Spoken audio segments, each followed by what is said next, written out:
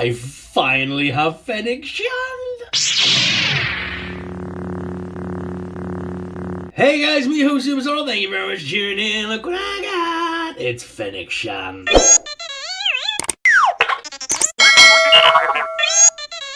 This is from the Star Wars Black series, and I am so happy to have this in my collection. It's Fennec Shand, man. Stupidly happy to have her. She's one character that I've been wanting the figure for since she first appeared on, Bad Batch, Boba Fett, Mandalorian, all that good stuff. Since she first appeared, I've wanted her figure. She's awesome. Played by the gorgeous Ming-Na Wen. Obviously, we know her from the Marvel Agents of S.H.I.E.L.D. She was Chun-Li in the Street Fighter movie when I was a kid. And she's also the voice of Mulan from Disney. So she's kind of hit all three in the Disney franchise, which is really cool. She's been in Star Wars, Disney, and Marvel. So she's a big heavy hitter in the industry. And I'm so happy to have this figure in my collection. She is number 1 in the Book of Boba Fett line. And the likeness to her character is insane. It looks just like her.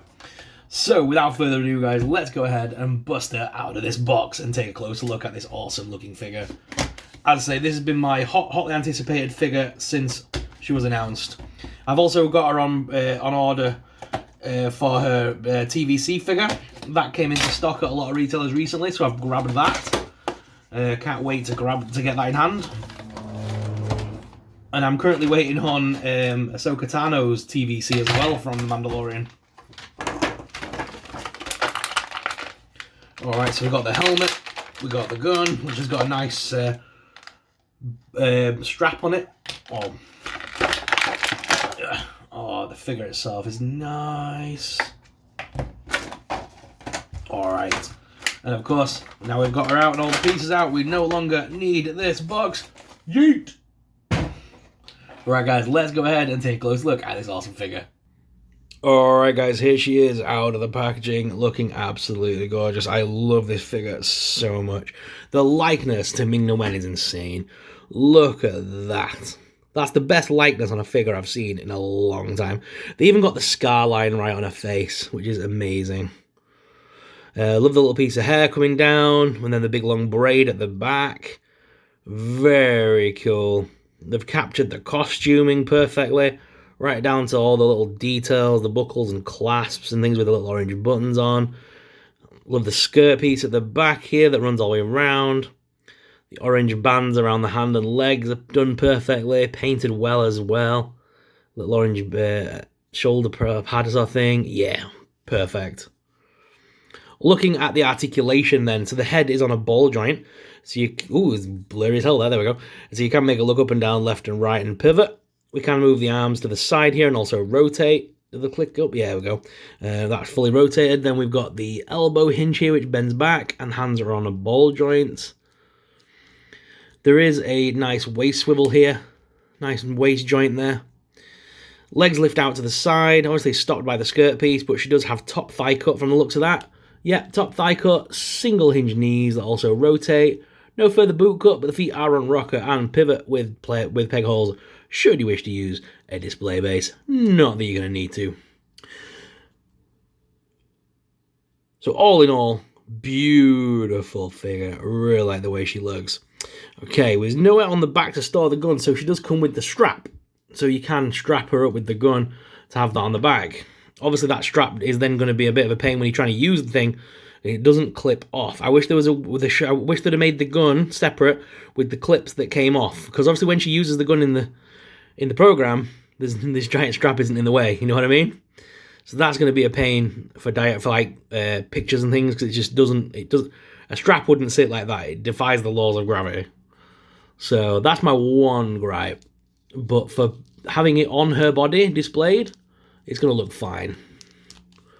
So we could just pop that like that. And yeah, it's going to look absolutely perfect when you pop it on her like that. It's just going to hang lovely. Just like it should. So it seems definitely not made for her to use the weapon. It seems more like for display, to be honest. But it still looks cool. Then we've got the really cool helmet piece as well. I was hoping to see if that moved, but it doesn't look like it moves at all. I can't see a hinge in there.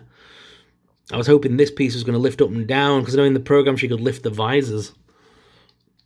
let's place it on her and see how tight it is. Oh, it's going to go tight over that face sculpt, isn't it? I'm not sure I like this. Let's try. Oh, the back's already bent in. Look at the back. The back's already caved in on it. Oh, and that's already separating from the plastic there at the back. I'm not a fan of the helmet. Not gonna lie. That is so tight. Problem is with when you got a tight mask and things on the body, it's going to scuff up the face over time, taking it on and off. So more than likely, I'll probably never display this ever again with her. So it does move down, but the mask is in totally the wrong place. See, she's meant to look out over the top of that. Does it move up anymore, or am I just manipulating plastic at this point? Oh. I've kind of got it now. Oh, I'm not a fan. Not a fan of the mask. The mask is definitely never going on ever again. So we'll get a few shots of her now with the mask on, because that mask is just going in the fodder drawer. It's never going back on her head ever again. It just doesn't sit right.